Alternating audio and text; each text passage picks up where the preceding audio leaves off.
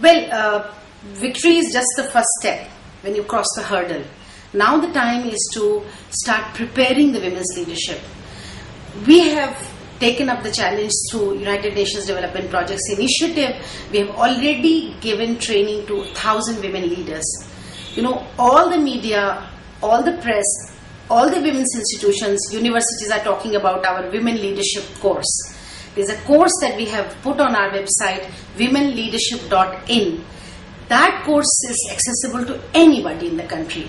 And also we are going to translate it in different Indian languages. It is in English. Please look at the course.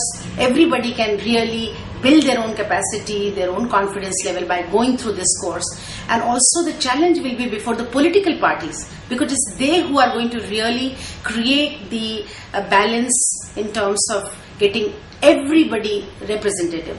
Now the challenge of inclusiveness is going to be in the court of the political parties, because it is they who will be nominating women for contesting election. They have to ensure that it is the poor, it is the Dalit, it is the OBC, it is the minority women who are not represented in our parliament ever, never represented in our state assemblies.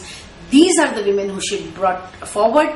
And also challenge before the women's movement is to go and mobilize these women, build the confidence, and bring the women from the poorest of the poor families, from the villages, from the far hinterland of our country, tribal women, all these women, and try to build the leadership. I'm very confident.